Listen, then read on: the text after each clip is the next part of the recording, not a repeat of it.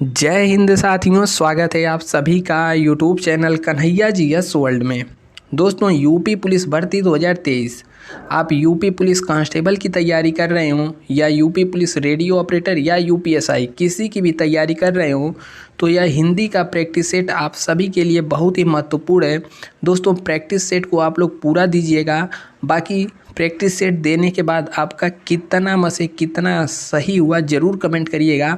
अपने आप को स्वतः जांचिएगा कि आप कितने पानी में है, कितना क्वेश्चन तक सही हो जा रहा है, तैयारी किस लेवल की है। ठीक है, एकदम एग्जाम जैसा मॉडल पेपर आपको यह मिलने वाला है, प्रैक्टिस सेट मिलने वाला है। चलिए शुरू करते हैं वीडियो। और दोस्त, यूपी पुलिस से संबंधित किसी भी प्रकार की अपडेट के लिए, यूपी पुलिस की तैयारी कर रहे हो तो सब्सक्राइब जरूर करना है। बाकी घंटे के निशान को दबा करके आल वाले सेक्शन पे क्लिक कर लेना है। वीडियो को कर देना है लाइक, दोस्त यारों तक शेयर भी करते रहना है। देखिए, आप यूपी पुलिस कांस्टेबल या फिर रेडियो ऑपरेटर या फिर यूपीएसआई किसी की भी तैयारी कर रहे हो तो आप में एक सेक्शन आता है, एक सिलेबस में पार्ट दिया हुआ है मेंटल एप्टीट्यूड। ठीक है, तो इसको अलग से हमने निकाल करके पूरा का पूरा mental aptitude syllabus topic wise एक एक चैप्टर कंप्लीट करा दिया है। आपको mental aptitude for radio operator नाम से प्लेलिस्ट मिल जाएगी, सभी में समान चैप्टर है। ठीक है, तो आप सभी वीडियो को ज़रूर देखिएगा, आपको यहाँ से निश्चित ही लाभ मिलने वाला है। इसके अलावा यहाँ पर बात करें तो देखिए, यूपी पुलिस कांस्टेबल हो या फिर एसआई रेडियो ऑपरेटर, यहाँ पर भी बहुत सारे चैप्टर जैसे जनसंख्या नगरीकरण हो गया, आंतरिक सुरक्षा आतंकवाद हो गया, पुलिस प्रशासनिक व्यवस्था हो गया। ठीक है, आप अपना सिलेबस देखेंगे तो सेम टू सेम यही चीज़ है, तो आप इसको भी ज़रूर देखिएगा। और यहाँ पर बात करें हिंदी के लिए तो यूपी पुलिस कांस्टेबल के लिए हिंदी की क्लास भी चलाई जा रही है, प्लेलिस्ट में वीडियो मिल जाएगा, आप सभी को ज़रूर देखिएगा। इसके अलावा टेलीग्राम पर आपको सभी प्रकार की पीडीएफ मिलती हैं, तो टेलीग्राम पर यही सर्च करके आपको जुड़ जाना है या फिर आपको नीचे डिस्क्रिप्शन में लिंक मिल जाएगा। ठीक है, चलिए दोस्त शुरू करते हैं वीडियो।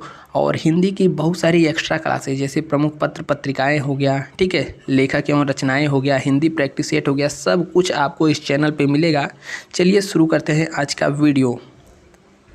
आज का जो हमारा पहला क्वेश्चन है वह क्या है, उच्चारण की दृष्टि से क वर्ग के सभी वर्ण क्या कहलाते हैं। तो देखिए, हमने हर एक प्रैक्टिस सेट में यदि ऐसा क्वेश्चन आया है तो बताए चलते हैं। जैसे क है और क वर्ग क्या कहलाता है, जैसे क ख ग घ अंगा। तो जैसे क ख ग हम बोलते हैं तो हमारा क्या इस्तेमाल होता है, कंठ।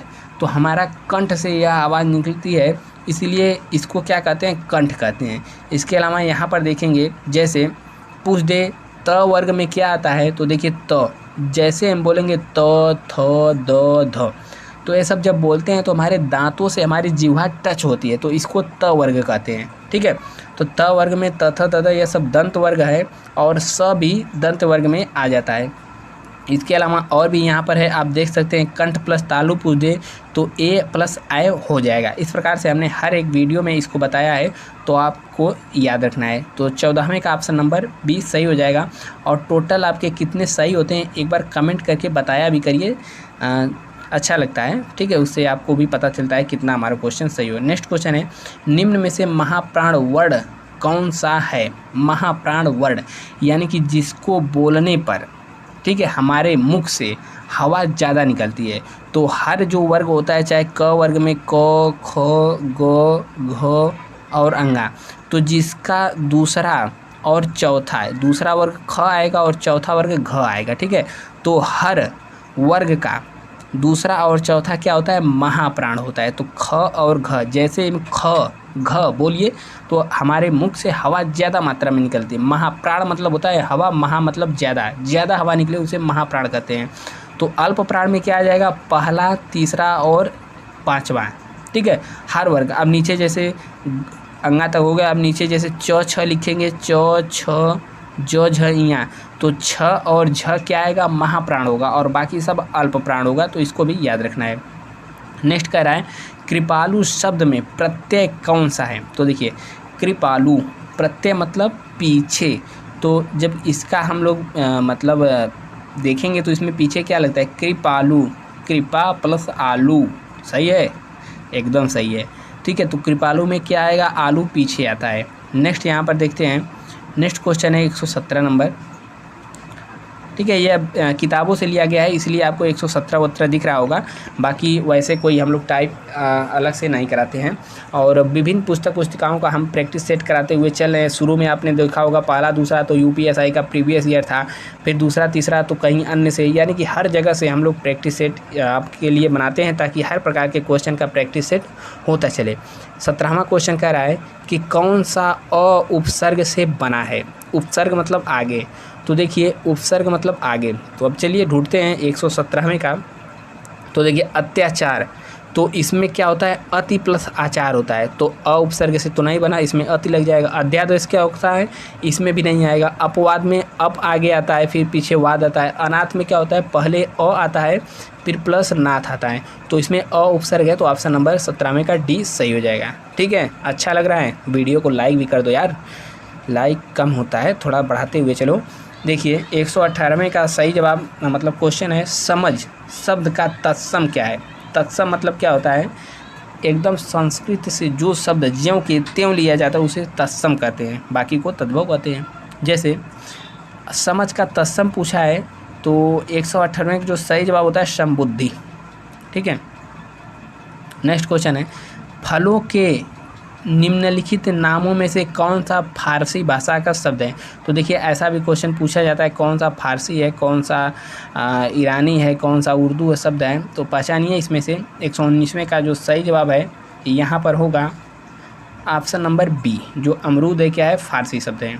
नेक्स्ट क्वेश्चन है, किस रस का अस्थाई भाव निर्वेद है। तो इसके बारे में तो सभी को पता होगा। 120वें का सही जवाब हो जाएगा ऑप्शन नंबर बी, शांत रस को, शांत का जो अस्थाई भाव होता है वह होता है निर्वेद। नेक्स्ट क्वेश्चन है, किस छंद का प्रथम व अंतिम शब्द एक सा होता है। तो देखिए प्रथम व अंतिम शब्द एक साथ, तो यह किसका होता है, कुंडलियाँ का। ठीक है, 21वें का सही जवाब क्या हो जाएगा, ऑप्शन नंबर ए। ठीक है, नेक्स्ट पेज पे है हमारा।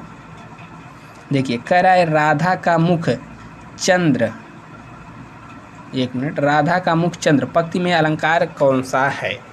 तो 122वें का जो सही जवाब हो जाएगा ऑप्शन नंबर सी, रूपक अलंकार है। इसमें उपमाएं में उपमान का क्या है, भेद रहित आरोप है कि राधा का मुख क्या है, चंद्र है। और यहाँ पर अगर सा लग जाता है, चंद्र सा है, तो उसमें क्या होता है, उपमा अलंकार होता है। उपमा दिया जा रहा है, यहाँ पर उपमा नहीं दिया जा रहा है, सीधे कह दिया जा रहा है राधा का मुख क्या है, चंद्र है, यही चंद्र है। अगर कहा जाता है राधा का मुख चंद्र सा है तो क्या होता है, उपमा वहाँ पर हो जाता है। लेकिन यहाँ पर भेद रहित आरोप, तो यहाँ पर रूपक हो जाएगा। ठीक है, 122वें का। अगला क्वेश्चन हमारा है, रमा प्लस ईस में कौन सी संधि है। तो रमा आ प्लस ई मिल के क्या होता है, यहाँ पर गुण संधि। ठीक है, तो 123वें का सही जवाब क्या हो जाए, ऑप्शन नंबर सी। समास का भेद बताना है, भर पेट, तो यह तो देखने से ही पता चल गया। भर पेट, यथासंभव, यह सब क्या होते हैं, अव्ययी भाव समास होते हैं। जिसका पहला पद अव्यय होता है उसे अव्ययी भाव समास कहते हैं। अगला हमारा है, कौन सा शब्द बहुवचन है। तो बहुवचन यहाँ पर क्या होता है, किताब, हस्ताक्षर, लड़का, प्रातः। तो 125वें का जो बहुवचन है ऑप्शन नंबर बी, हस्ताक्षर क्या है, बहुवचन है। नेक्स्ट है, श्याम ने गाना गाया होगा में प्रयुक्त वाक्य क्या है। तो देखिए श्याम ने गाना गाया होगा, गाया होगा। ठीक है, जब ऐसा आ जाता है तो इसमें पढ़ने से क्या लग रहा है, संदिग्ध, गाया होगा या नहीं गाया होगा, क्या होगा। जैसे हम लोग मतलब अपने आप पे लगाइए, उसने खाना खाया होगा या उसने पढ़ा होगा, क्या है, संदेह ऐसा भाव है, तो इसमें क्या हो जाएगा, संदिग्ध भूत, और भूतकाल की बात है तो 126वें का सही जवाब क्या हो जाएगा, संदिग्ध भूत। अगला यहाँ पर देखेंगे हम लोग क्वेश्चन, पीयूष राम को पीट रहा है, इसमें रेखांकित शब्द में कारक है। राम को पीट रहा है पीयूष, तो 127वें का क्या हो जाए, कर्ता ने कर्म को, तो यहाँ पर को आ गया तो क्या हो जाएगा, कर्म। ठीक है, और कर्ता ने कर्म को करण से के द्वारा, यह सब तो आपको पता होगा। नेक्स्ट यहाँ पर है, तपस्वी शब्द का स्त्रीलिंग क्या होगा। तो तपस्वी का एकदम सिंपल तपस्विनी हो जाएगा, ऑप्शन नंबर बी। ठीक है, अगला है, सैनिक कौन सी संज्ञा है।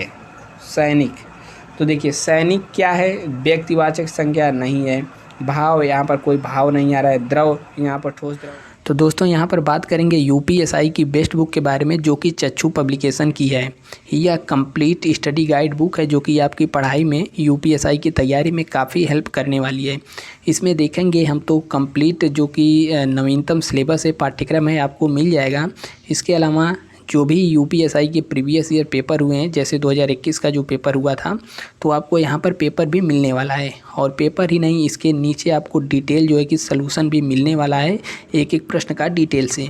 इसके अलावा बात करेंगे इनका जो है स्टडी गाइड बुक के साथ अन्य बुक भी आता है, जैसे आप यहाँ पर देख सकते हैं। यह हो गया स्टडी गाइड, और यहाँ पर मूल विधि हो गया, प्रैक्टिस सेट हो गया। तो आप सभी बुक को भी ले सकते हैं, नीचे डिस्क्रिप्शन में लिंक मिल जाएगा, या फिर आप अपने नज़दीकी पुस्तक भंडार से भी जा कर के ले सकते हैं। यहाँ पर ठोस द्रव की बात नहीं कर रहा है। सैनिक क्या है? एक प्रकार की जाति है, ठीक है। सैनिक क्या है? जातिवाचक संज्ञा है। 30वां, कोई कहे, कोई कुछ कहे हमें क्या, सर्वनाम क्या है, इसमें क्या है? तो देखिए, कोई कुछ कहे हमें क्या, तो यहाँ पर क्या देख के आप लोग प्रश्नवाचक मत लगा लीजिएगा, और यहाँ प्रश्नवाचक है भी नहीं। कोई कुछ कहे हमें क्या, यह अनिश्चयवाचक सर्वनाम है। यहाँ पर हो जाएगा ऑप्शन नंबर ए। अगला क्वेश्चन है, पुलक संज्ञा में निर्मित विशेषण वाला विकल्प कौन सा है? यानी कुल मिला जुला कर पूछ रहा है पुलक का विशेषण कौन सा होगा। तो पुलक का क्या होगा? पुलकित, ऑप्शन नंबर ए। अगला है, वह मुझे गीत सुना रहा था का कार्यवाच्य होगा। वह मुझे गीत सुना रहा था, तो देखिए कार्यवाच्य पूछ दिया, तो उसके द्वारा मुझे गीत सुनाया गया, ठीक है। इंग्लिश यहाँ पर उसके द्वारा मुझे गीत सुनाया गया, 132वें का बी। अगला है, चार अर्थ दिए हैं, सटीक समानार्थी शब्द का चयन करें। तो ग्रीवा, सटीक। ग्रीवा किसे कहते हैं पता है? ग्रीवा जो हमारी गर्दन होती है ना, उसी को कहते हैं ग्रीवा। तो 33वें का यहाँ पर क्या हो जाएगा? डी। कलई वलई, तो कलई नहीं, कलाई होता है, कलई तो उस पर लगाते हैं। और पृष्ठ पैर यह सब होगा नहीं। अगला है, सही विलोम शब्द को छांटिए। तो चलिए छांटते हैं। विघटन यानी एक तरीके से टूटना, अलग होना, यह सब क्या है? विघटन का पर्यायवाची है। लेकिन यहाँ पर विलोम पूछा है, तो 34वें का विघटन का क्या है? संगठन, ऑप्शन नंबर बी, संगठन। कह रहा है, निम्नलिखित शब्द युग्म के सही अर्थभेद का चयन करें। तो चलिए शब्द भेद दिखाइए हमें।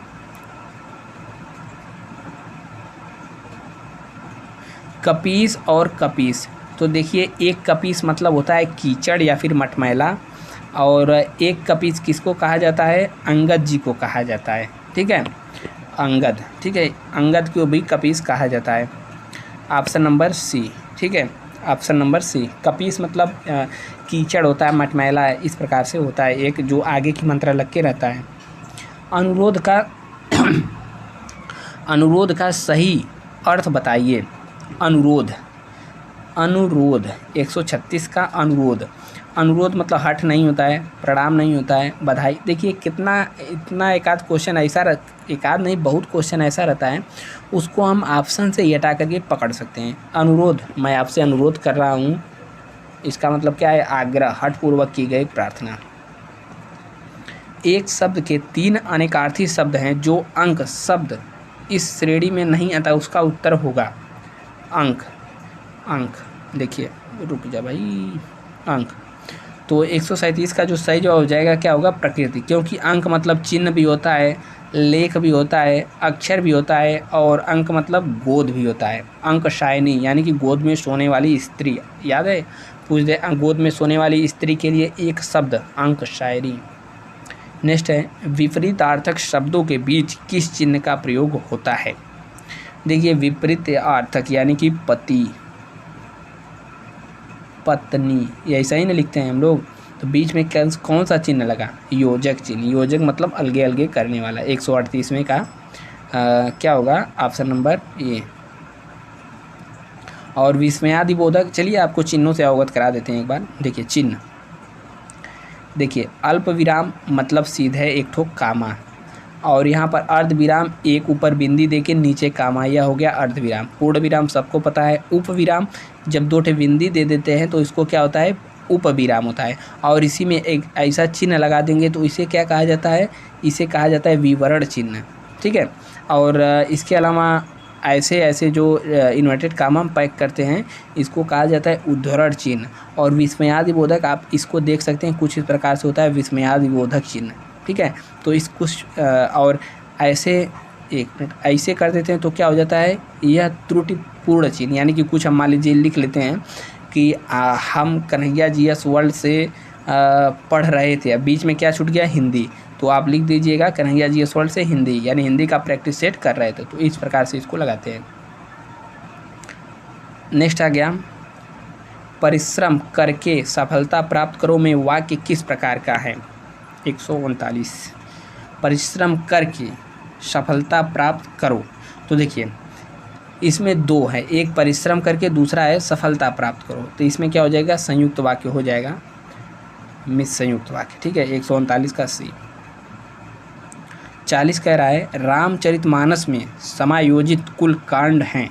तो 140 का 7 कांड है। इसमें कई बार यह यूपी SSS में वीडियो वाले परीक्षा में शायद पूछा था, हम भी पेपर दिए थे 100, और यह भी यूपी SSS के अलावा यूपी PCS में भी इससे क्वेश्चन पूछा गया है, रामचरितमानस में कांड, ठीक है। अब इसी लगे हाथ बता दीजिए कि रामचरितमानस में सबसे बड़ा कांड कौन सा कांड है, सबसे छोटा कौन सा कांड है, ठीक है। कमेंट करिए, नहीं पता होगा तो हम पिन कर देंगे इसका आंसर। अगला क्वेश्चन है मैथिली शरण गुप्त का संबंध आधुनिक काल के किस युग से है। तो मैथिली शरण गुप्त हमारे कब से कवि थे, द्विवेदी युग के कवि थे, ऑप्शन नंबर बी। नेक्स्ट कह रहा है पश्चिमी हिंदी की बोली नहीं है। पश्चिमी यानी यूपी का आप मैप, यूपी का जब आप मैप बनाएंगे तो उसमें कह रहा है पश्चिमी बोली नहीं। पश्चिमी मतलब इधर होता है पूर्व और इधर होता है पश्चिम, ऊपर होता है उत्तर, नीचे होता है दक्षिण।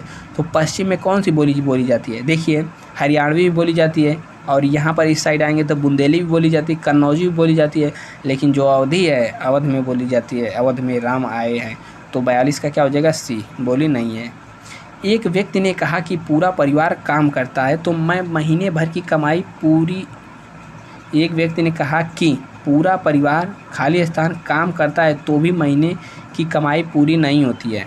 तो बताइए क्या होगा, बैठाइए, यहाँ पर क्या होगा, मिलकर। एक व्यक्ति ने कहा पूरा परिवार मिलकर भी काम करता है, यहाँ को क्या भरेंगे, मिलकर, ठीक है। रंग चेंज करते हैं, जम नहीं रहा है। नेक्स्ट है मखमली जूते मारना। क्या आपने कभी मारा है मखमली जूते, या आपको किसी ने मारा है, क्या मतलब समझिए। मखमली जूते मारना मतलब क्या है, मीठी बातों से लज्जित करना, यानी कि अच्छा बोल करके लज्जित करना, मीठी बातों से लज्जित करना, समझ गए होंगे, ऑप्शन नंबर ए। मनोभाव के अनुसार हटो शब्द कौन सा विस्मयादिबोधक चिन्ह है। देखिए एक तो कह दिया यहाँ पर विस्मयादिबोधक है, ये तो क्लियर कर दिया यह कौन सा चिन्ह है, विस्मयादिबोधक है। लेकिन हटो किस प्रकार का है यहाँ पर, तो क्या है, चेतावनी। हम आपको मतलब क्या, हम हटो क्या कहते हैं, चेतावनी देते हैं कि हटो, हटिए होता तो हाथ जोड़ते, मतलब एक तरीके से विनम्र निवेदन होता है, लेकिन हटो चेतावनी दे रहे हैं भाई हट जाओ। तो क्या होगा, ऑप्शन नंबर बी। अब कह रहा है कि गद्यांश को पढ़कर सही उत्तर चुनिए। चलिए चुनते हैं आज पढ़ करके, कलर चेंज कर ले भाई। देखिए बोलने का विवेक, बोलने की कला और पटुता, इतना याद रखिए। आप इधर आ जाइए।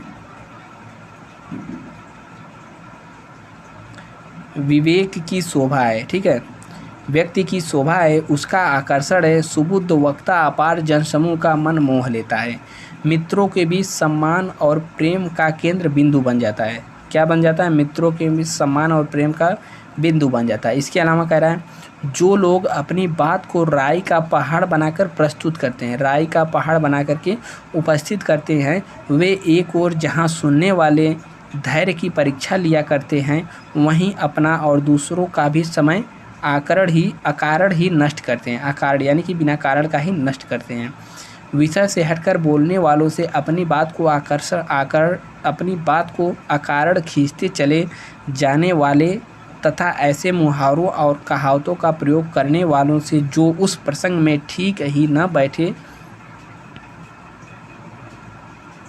बैठ रहे हों लोग ऊब जाते हैं। वाणी का अनुशासन, वाणी का संयम और संतुलन तथा वाणी की मिठास ऐसी शक्ति है जो हर कठिन स्थिति में हमारे अनुकूलन ही रहती है, जो मरने के पश्चात भी लोगों की स्मृतियों यानी कि यादों में हमें अमर बनाए रहती है। हाँ, बहुत कम बोलना या सदैव चुप्पी लगाकर बैठे रहना भी बुरा है। यह हमारी प्रतिभा और तेज को कुंद कर देता है। ऐसा व्यक्ति गुफा में रहने वाले उस व्यक्ति की तरह होता है जिसे बहुत दिनों बाद प्रकाश में आने पर भय लगने लगता है। एतवत कम बोलो, सार्थक और हितकर बोलो, यही वाणी का तप है। समझ लिया होगा आपने। अब देखिए क्या प्रश्न कर रहा है, इस गद्यांश में व्यक्ति की शोभा और आकर्षण किसको बताया गया है। तो देखिए 146वें का हमने मार्क किया था, कला, पटुता और विवेक को बनाया गया है। अगला क्वेश्चन है, किस प्रकार का बोलना पसंद किए जाते हैं, किस प्रकार का बोलना पसंद नहीं किए जाते हैं। ठीक है, तो पढ़िए 147वें का, उपयुक्त सभी, यानी कि अनावश्यक रूप से बढ़ा चढ़ा कर बोलना यह भी नहीं पसंद किया जाएगा। विषय से हटकर व्यर्थ बोलना, तो ऑप्शन नंबर डी उपयुक्त सही है। 48, किस प्रकार की भाषा हमें जीवन में लोकप्रिय और जीवन के बाद अमर बनाए रहती है। तो भाई अच्छी भाषा हो और संयमित वाणी हो, अनुशासित भाषा हो। 48वें का सही, सब सही है, ऑप्शन नंबर डी। तो बहुत सरल दे दिया भाई ये वाला प्रैक्टिस। बहुत कम बोलना भी अच्छा क्यों नहीं है। देखिए हमने वहीं पर मार्क कर दिया था, क्योंकि ये हमारी प्रतिभा को क्या करता है, कुंद कर देता है। ऐसा व्यक्ति हमेशा भयभीत रहने लगता है। यह उस व्यक्ति के समान है जो गुफा से बाहर कई वर्षों तक गुफा में रहा, वो बाहर निकलता है, उसे प्रकाश से भय लगने लगता है। ऊपर आया था ना लाइन। देखिए नेक्स्ट यहाँ पर है, कम सार्थक तथा हितकारी बोलने को क्या कहा गया है। क्या कहा गया है, वाणी का तप, ऑप्शन नंबर यहाँ पर डी। ठीक है, तो इस प्रकार से क्वेश्चन समाप्त हुए। आपके कितने क्वेश्चन में से कितने सही हुए ये आप कमेंट करके बताइएगा। और प्रैक्टिस सेट आपको कैसा लग रहा है एक बार दोस्त कमेंट भी ज़रूर करिएगा। इससे क्या होता है कि मोटिवेशन मिलता है हमको भी कि हाँ कुछ लोग तो पसंद कर रहे हैं। वीडियो पसंद आ रहा हो तो लाइक वाला जो बटन है उसको बिना दबाए जाना नहीं है, नहीं तो फिर अगला वीडियो जल्द आएगा। ठीक है, और यहाँ पर ये सभी वीडियो देखिए। मिलते हैं नेक्स्ट वीडियो में, तब तक के लिए जय हिंद, स्वस्थ रहिए, मस्त रहिए, तैयारी करते रहिए। जय हिंद।